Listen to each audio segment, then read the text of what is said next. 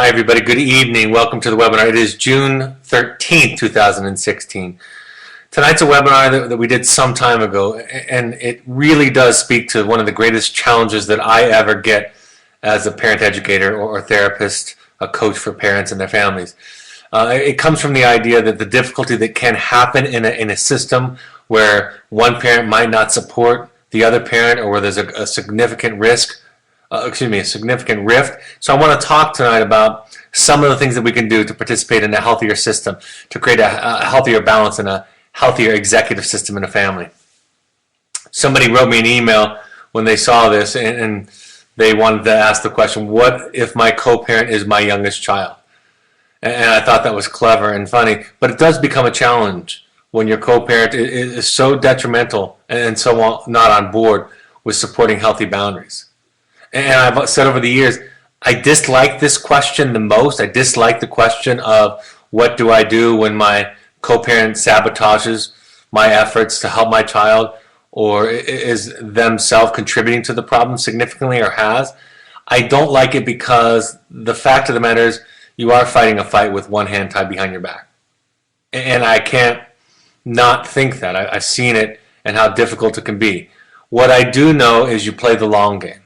And that's so hard for people, that if you do what you need to do, if you show up the way that you show up, consistently like an adult for as long as possible, you have the best chance of your child recognizing that and your child responding to that kind of parenting in a healthy way. Our research tells us, the research that I've done tells us, that if at least one person can show up consistently in a healthy way with a child, that can make a contribution to resilience. That can help that child. It would be ideal if everybody that was an adult caregiver showed up that way, but it will make a difference if at least one child does. In fact, the research said that if one person shows up that way, that's all that they need. So that's an important thing. I want to make this disclaimer about legal measures. If you believe that your co-parent is so damaging, so dangerous, so unhealthy for your child, that you want to pursue custody or file charges, do that. Talk to a lawyer and do that. This is everything short of that. This is everything that a judge won't do for you, or that filing for sole custody would not be granted.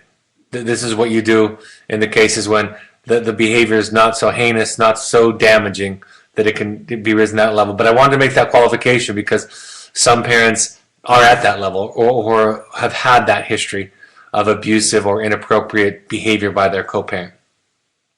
When I was younger, I believed straight out of school specifically that, and the book kind of tells you that you have to be on the same page. And what I've come to realize is you don't have to be on the same page. What's important is that you respect each other, that you don't undermine each other. It's okay for one of you to believe one thing and one to believe another, and you can even talk about that with your children. As long as you don't undermine it, you can say, this is something I support your mother or your father on, and I'm going to go with this. And she feels strongly about this, or he feels strongly about that. And again, as long as your energy isn't to emotionally or behaviorally undermine the decisions or the philosophy or the approach, I think it's okay. So that gives you some more freedom than I think the standard approach, which is everybody has to, you can argue and fight behind closed doors and come out, preaching the same sermon. And I think there's something a little bit more flexible than that. Sometimes parents want to have with us or with a therapist that's involved in the situation with their child, they want to have a phone call with the therapist by themselves, or an email at least with themselves. That's okay.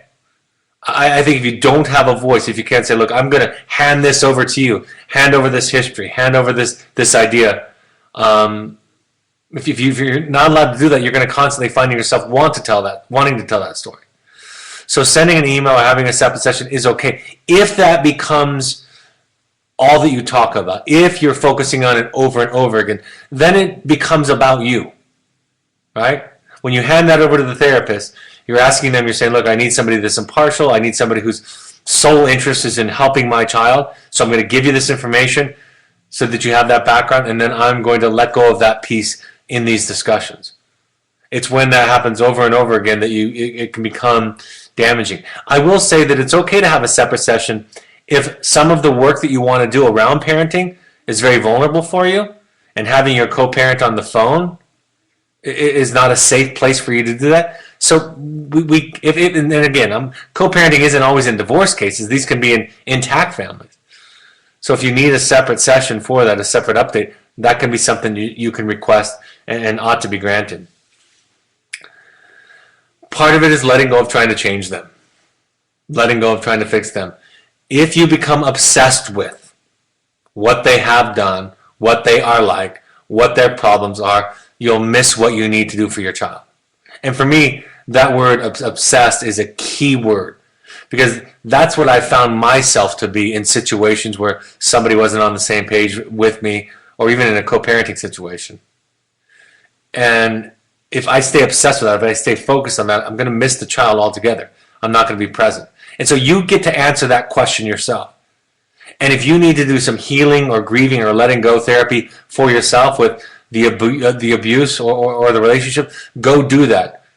But that's not what the family therapy is about. That's not what the parent coaching is about with your child on phone calls during this process or in family therapy. So it's important that you recognize that, you ask yourself that question, and you're as honest with yourself as you can be. Focus on what you can do. I talk about this all the time. If you're 1% responsible for a dynamic in a relationship, focus on your 1%. Go more than halfway. People say you have to meet halfway. You don't have to meet halfway to be effective. You got to go at least 51% of the way, because if you go halfway, both of you are going to argue about how far it is that they need to come. So you just go all the way. You do what you need to do. You show up the way you need to show up. You practice your skills, and then you let go of what you can't control. You can't control what you can't control, right? It is what it is. I know those are trite sayings in situations where we're talking about the welfare of our child, but again, it causes you to become a part of the problem if your efforts are about trying to change the co-parent. It really does. And the therapist is much more likely to be effective at encouraging and facilitating change in your co-parent than you are, right? Don't interrupt on the phone calls, interrupt them, make your point. The therapist is there to contain both of you and to help both of you in the process. And again, once you've given them the information and they're aware of it, let them be the agent of change. Don't you say it. Don't you talk, interrupt, coach them, talk about what it's about. That's the therapist's job. And they're doing therapy, by the way. They're doing therapy. It's not just talking. And therapy means that you try to help somebody to lower their defenses, to reduce symptomology. And by attacking it, we don't reduce it. We provoke it to become more solidified. And so it might be dissatisfying to you, and that's where you go to the long game. But at some point, once you've had that discussion with a therapist, you trust the process and let them do the heavy lifting.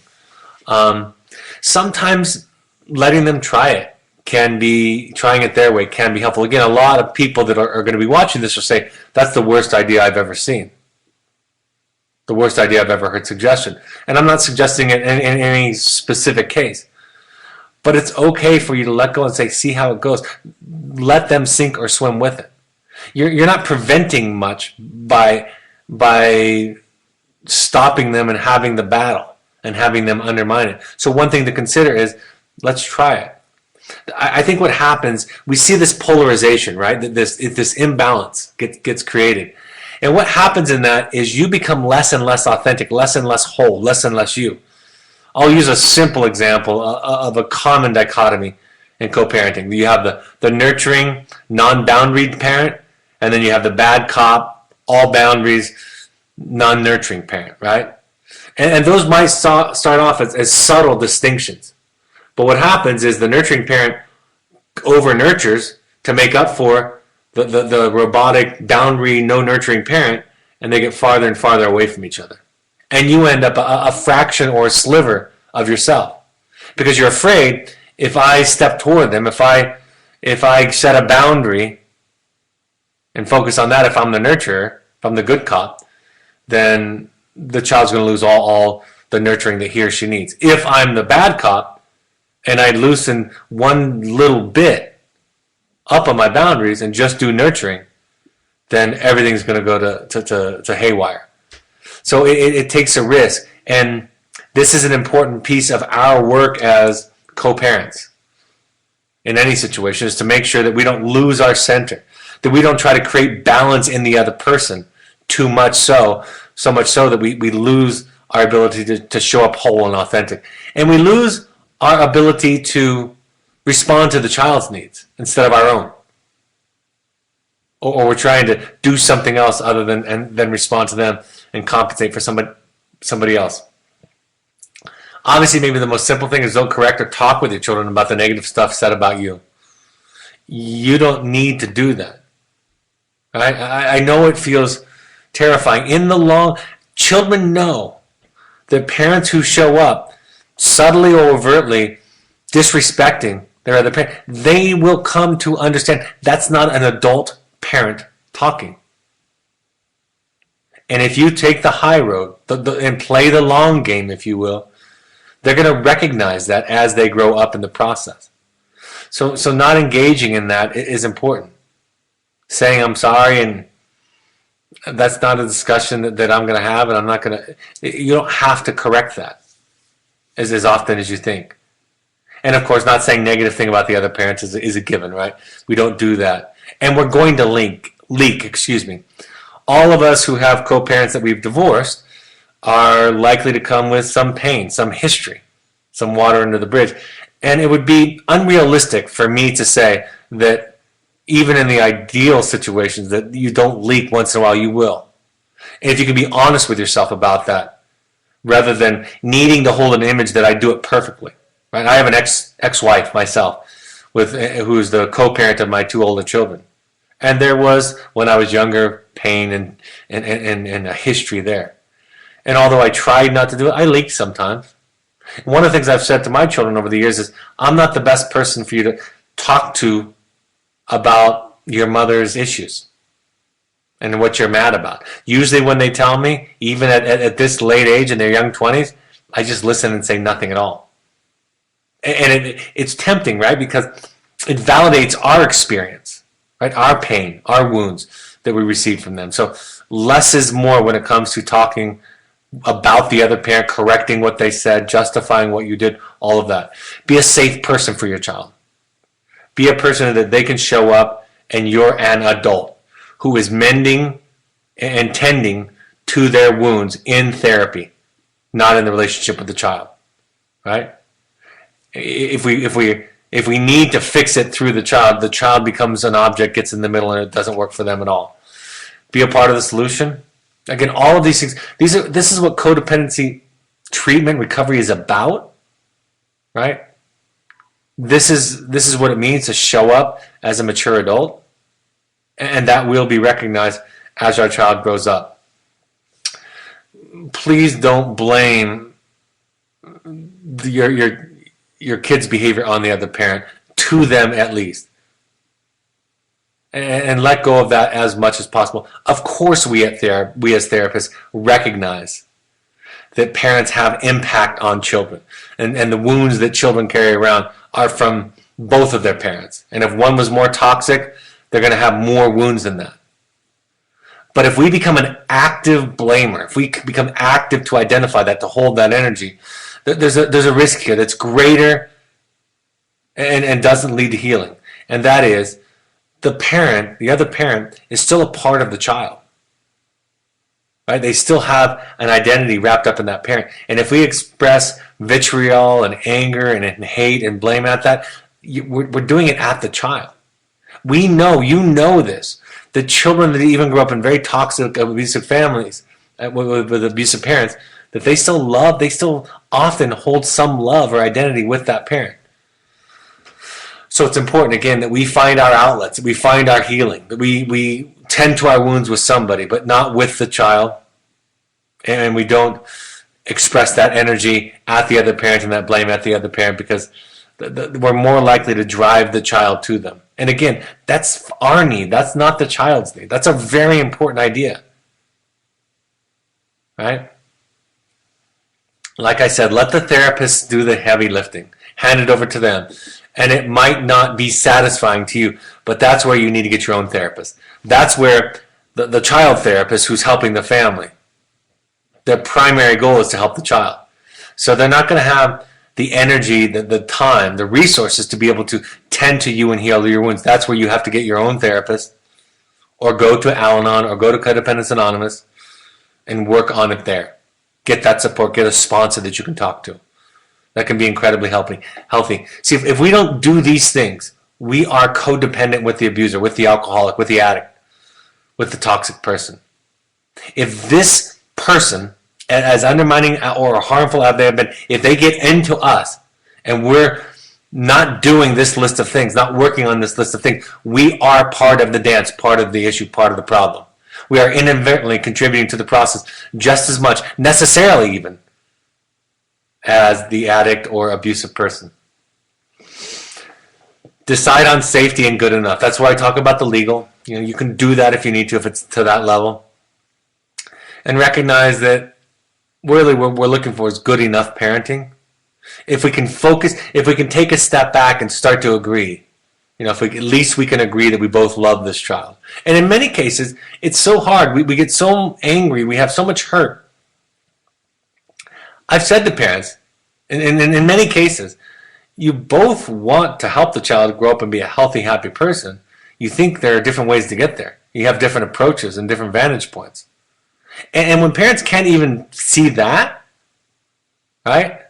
When the ex or the co-parent gets painted with one brush, with one color, we really do limit ourselves. And in some cases, it might be true that somebody is so narcissistically wounded, so sociopathic, right, that they're literally abusive to the child and care not for the child's welfare. Of course there are cases like that.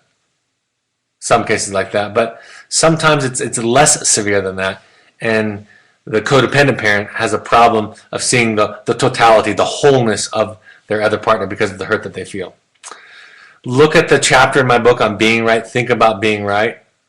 This isn't about being right.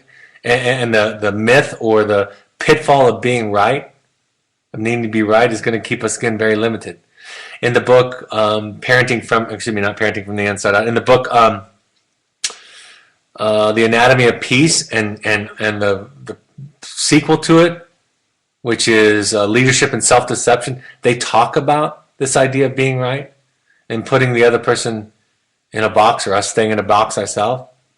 We start to look for information to prove that we're right. We want to see it. We focus on it. Again, we become, for me, my own word, for my behavior, my mental processes, we become obsessed.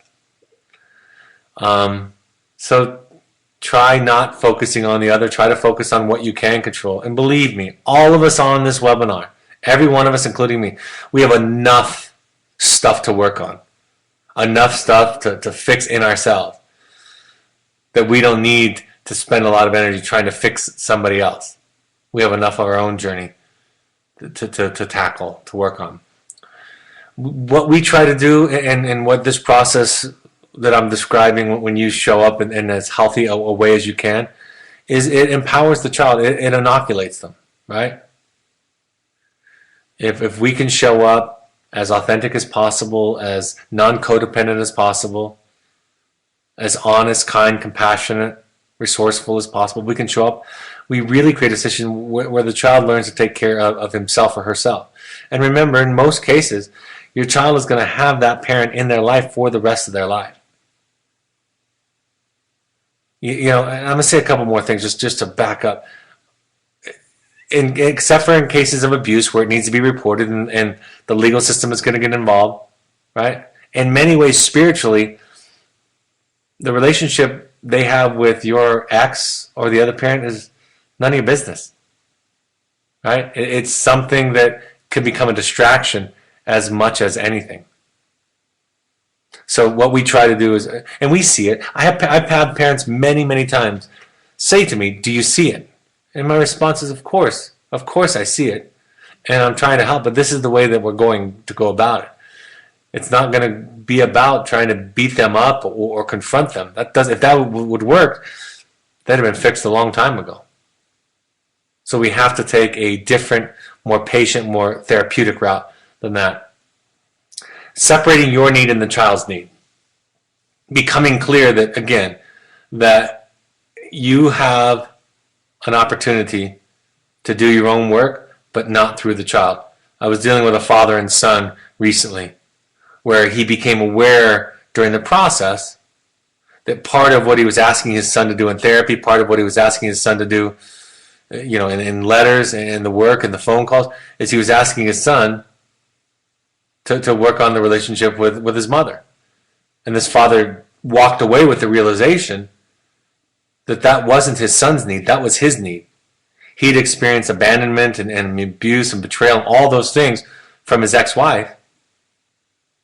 And if his son was working on that, focusing on that, then it would validate his experience, right?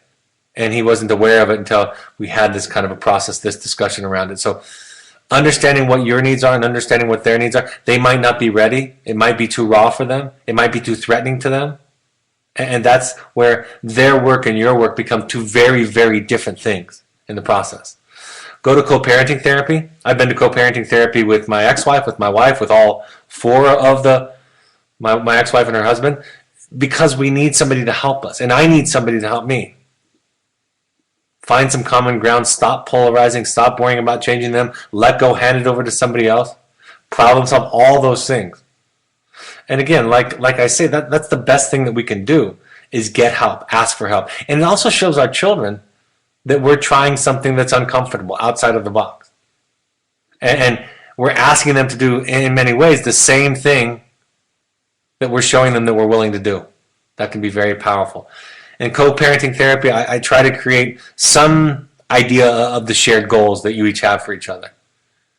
Teaching people to listen to each other, because in these situations with the polarizations, with the hurt, with the wounds, all that stuff, we tend to listen. We tend not to listen. Because if my ex is a bad person, then I don't have to feel the hurt, the grief, and the vulnerability, right? If they're just bad, and I just focus on how bad they are, how sick they are, how much of an alcoholic, a narcissist, a borderline, whatever it is, then I don't have to feel. So this process asks us to feel, asks us to listen, ask questions. The co-parenting therapist can help you negotiate, compromise. So a little bit of that can happen on the therapy phone calls with your therapist at Evoke or at your therapeutic school or program afterwards. But sometimes, and in my case, we did it at home with a therapist. That was all the focus, all of these things. And then, of course, I can let go to them. You can let go to the therapist.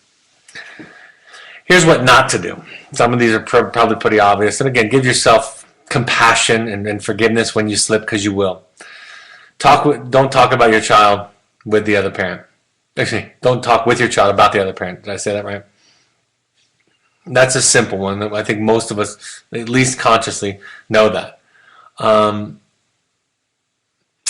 Allowing your child to replace the parent. I don't even know what I meant by that. Huh. I'm going to skip that one because I have no idea. I think that might be a typo that I didn't catch. Depending upon them for emotional support or validation of the pain you experience from the other parent. That's kind of what I described in this father-son relationship just a moment ago, right? That's essentially what this dad was asking for. Wanted his son to feel some of that so that he would feel validated and supported by the process. He also believed, by the way, that that was at the root of his son's wounds. But because it became his agenda, he's a biased individual. He's not reliable to know and be clear because he comes into it with so much. That's kind of like what I talk about when I talk about grief therapy. That one of the biggest disadvantages for a family when they're going through a grief process is that everybody grieves differently. I can't be there for my wife or my children completely because I have my own process around grief. And similar to this, if I have my own wounds, I'm not the best person to help my child through those wounds from that same person because I have my own part of the process. I know what that meant, allowing your child to replace parent. I know what that meant. That means the biggest risk is that they become your confidant, that they become the co-parent with you, that they become somebody that you talk to on equal terms and rely on emotionally on them, right? That becomes the risk. You parentify them. That's what we call it. So don't allow them to replace the parent and become your equal, your peer, your person that you rely on. That's your job to stay in that differentiated place. Granting them an equal say in democracy, it's you listen to them. See, we're teaching you to listen, to understand their needs, to be sensitive and aware, but you're running it through the parent filter, right? You're running it through the parent filter and say, I want to hear, I want to understand, and then I'm going to make a decision about my boundaries, about what I can and can't support at any age. Using them to meet all of your needs. That can be very tempting in single parent families and children raised by single parents. There's often that violation of boundaries. So the parent, if they're in the single parent divorce family, needs to find other sources of support. And it has to be clear and overt. It's not just as simple as I talk to my friends. Somebody that you can call whose job it is, sponsor or therapist, whose job it is to be there for you, to help you, to be a sounding board, to give you the validation that a co-parent would often give, right? Because it's hard to stand alone. A divorce or marital conflict is not all of the problem, nor is it none of the problem, right? It's a part of it. Just like when parents say, do I see it? My answer is, I see everybody's contribution to the relationship, to the issues. I see the 1%, I see the 99%, right? So it's more complex, more gray than that's all the problem. And of course, it's ridiculous to assume it's none of the problem. Allow the therapist to do the teaching, heavy lifting, and parenting education. That's a do, not a don't. Do allow the therapist to do the teaching and heavy lifting and parenting education. You're not the best one. You're not the one that's most likely to be heard and responded to. And your ex has wounds with you, has water under the bridge with you, and so you're likely to contribute to a process where they actually reinforce and build higher walls, higher defenses. It doesn't matter if you're divorced or intact. Be overt and respectful. Like I said, it's not necessarily a unified front where you have to pretend like you agree, but we're going to go. That's what I try to do in my family now, is sometimes I'll take lead on a situation, and my wife may or may have, we'll talk about it, but she just supports it and vice versa. Right? And it's okay, and it's okay for us to take turns in that process. Keep divorce details to yourself. That might sound obvious to many, but I have a lot of parents that struggle with it, especially when they believe that their ex-spouse has overtly or subtly suggested certain things about the divorce. They will know in the long term, if you hold this boundary, they will know that you're somebody that is safer, that is more adult-like, that was there for them. They will know that. They will come to experience that. I talked about the polarizing dynamic. It's like a teeter-totter. If you and I are sitting on a teeter-totter 3 feet away from each other and you scoot back, I have to scoot back. And if I scoot back, you have to scoot back just to maintain balance. That's what we codependents do, really. We instead of developing balance inside of ourselves, we try to create it outside of ourselves with other people, balancing them out or asking them to change to balance us. I think this, I used to say years ago, similar to what I talked about earlier with the polarizing or with being a unified front, I used to say it's almost more important that you're on the same page than what do you agree to, right? And in many cases that is true, that you're respectful and kind and understanding and find some way to show that to each other. That's almost more important for your child's well-being, in most cases it is, than the exact decisions that are made in parenting. It's like so many things in parenting, right? The fear, the anxiety is worse than the potential behaviors that are scaring us and triggering our anxiety. So consider that possibility. The locus of control idea is you do what you can do, right? Do what you can focus on. Show up the way that you need to show up. Show up vulnerably, owning your own stuff, making the change of you your project. That's the best thing that we can do with our children, but it becomes so tempting and it's so triggering to watch our ex or our co-parent, if we're intact, our co-parent do things that we don't like or think that we are undermined by them, experience that we are. The truth and the right doesn't matter as much as the love and respect and listening and containing and showing up like an adult. And I think that's so hard to let go of. But again, the more we're capable of doing that, the more in the long run our child will recognize that we showed up as an adult. In co-parenting therapy and individual therapy, you can only do what you can do. Like I said earlier, you're not the best one to vent to from your child. I want to talk a little bit about step-parenting. Typically we suggest that the parent becomes the primary disciplinarian. Sometimes that's not possible when one stay-at-home parent is the step-parent and the other one isn't because they have to do their job. But that's going to be challenging. And it's also okay. Sometimes it can be effective that the step-parent can communicate with the non-custodial parent a little bit better because they're less triggered. So that's an okay thing to have happen. I've seen this over the years, and this is tempting for anyone that's a step-parent, or if you have a co-parent that's a step-parent. It's a lot easier to see things. It's easier to remove the emotions and the identity when you're the step-parent. So be careful with that. And understand that if you're the parent and they're the step-parent.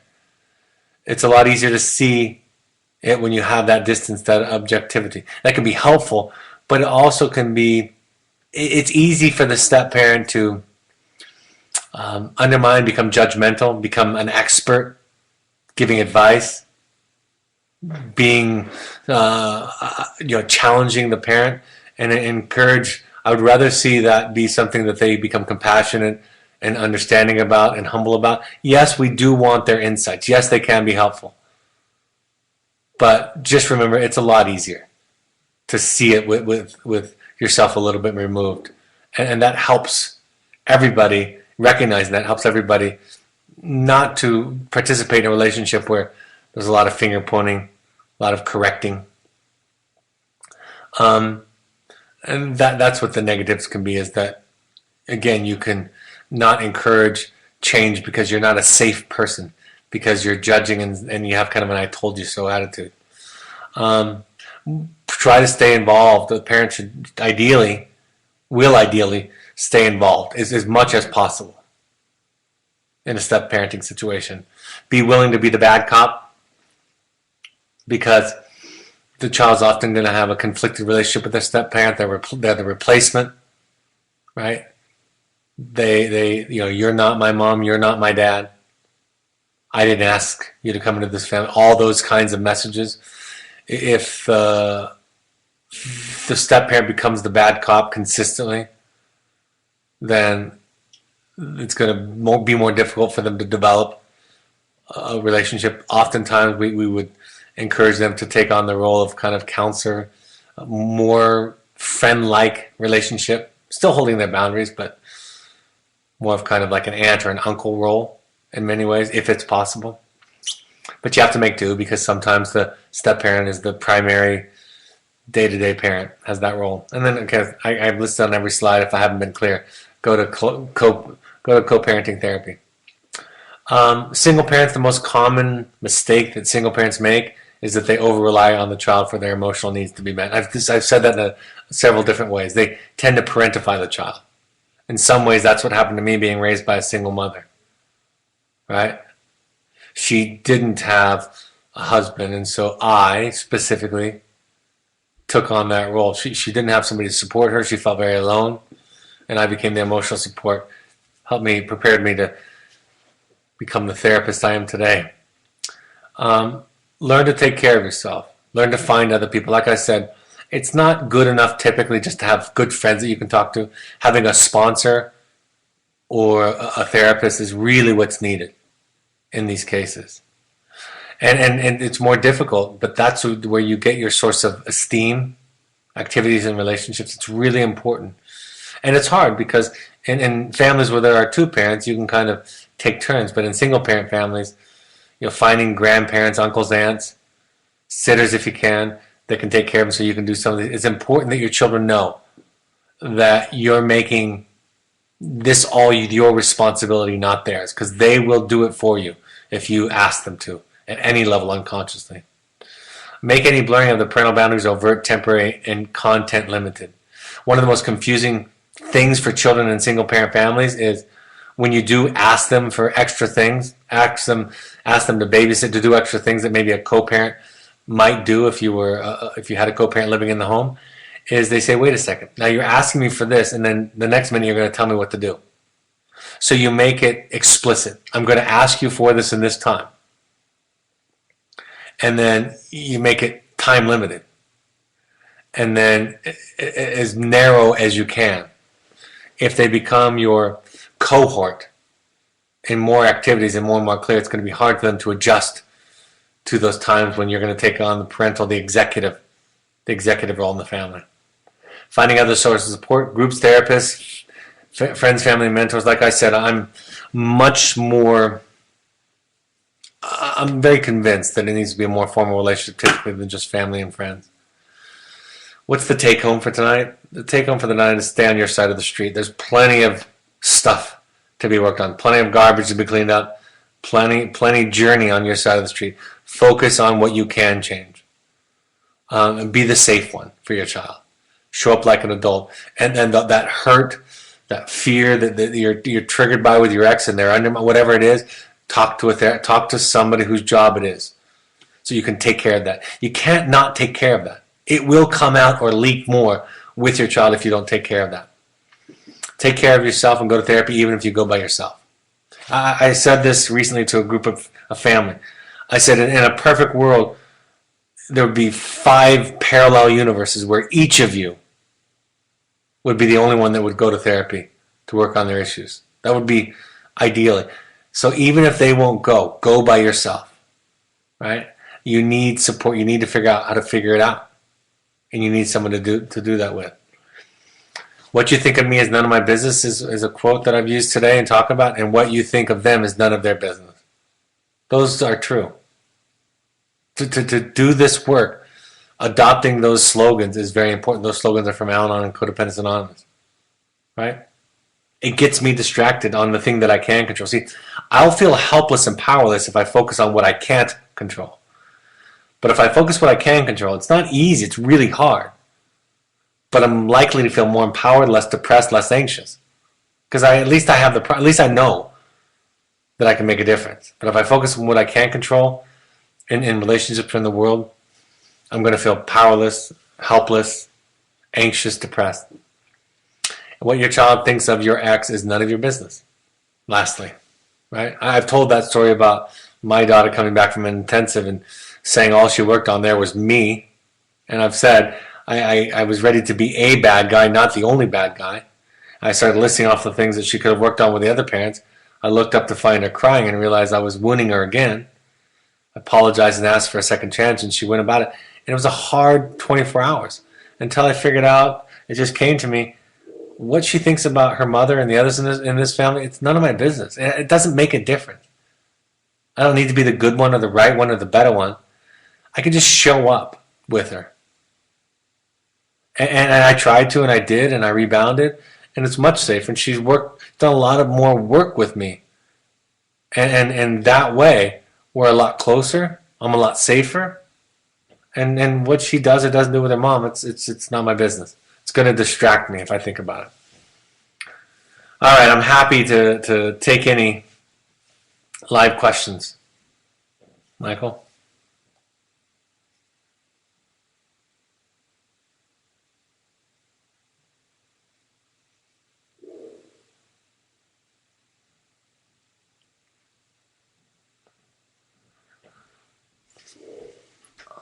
None of them coming yet. I'll go over some of the upcoming slides. The Cascades workshop is full, I believe. We just finished the Finding You. We have another Finding You coming up July 13th through 16th. We're going to be doing a Heroic Journeys. That's the family one. So we're going to take multi-families for that one. We're going to do that out in the wilderness. So if you want a 3-4 day adventure with your family out in the wilderness, doing some wilderness activities with a couple of other families, that's the time to do it. I think I'm really looking forward to that. And then we have the Finding Yous coming later on in the year. So that's what we have coming up. the Entrada parent work. The workshops are 2.5-day experiential and psychoeducational programs. We would like everybody who possibly can come to those while their children are with us. Defining you is if you want to do deeper, more personal work for yourself. We go into your family of origin and so forth. Please go to 6 of these meetings, these 12-step meetings, while your child is with us. We ask all families to do that, and these are all free. So go online to those sites, and you can find meetings in your area. Still have to schedule California, Toronto. We just finished the New York City one yesterday, so I have to update this slide. This slide, like I said, was put on here last Monday, and then Instant Presenter went down. Chicago, I and Cassidy Miller will be there on July 28th, so we look forward to that, and we'll have a few more this year in Chicago. Follow us on social media for updates, announcements. Pursuits is if you want something that's more about fun as a family, or you want your young adult child to have a reboot and a wonderful experiential time, then you have these high adventure trips. They're scheduled and also can be custom. Here's the book available on paperback. The Parent Alumni Foundation book page has the book recommendations at a discount. All right, any questions come in, Michael?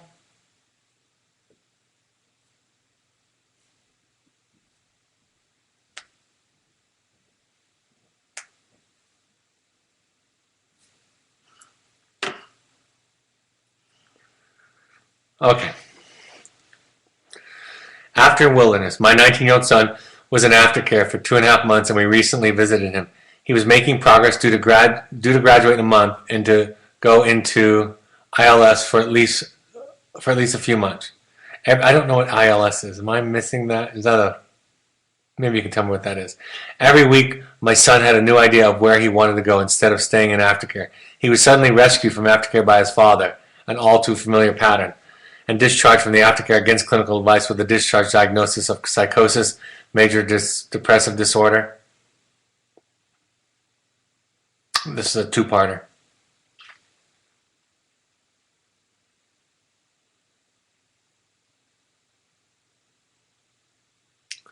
And hallucinogen use. As in the past with paternal rescue, my son has cut me off again, knowing that I believe he should stay in aftercare until he's ready. My son is now working and hopefully getting some recommended services. Fortunately, his dad, our only source of feedback, reports that things are going perfectly.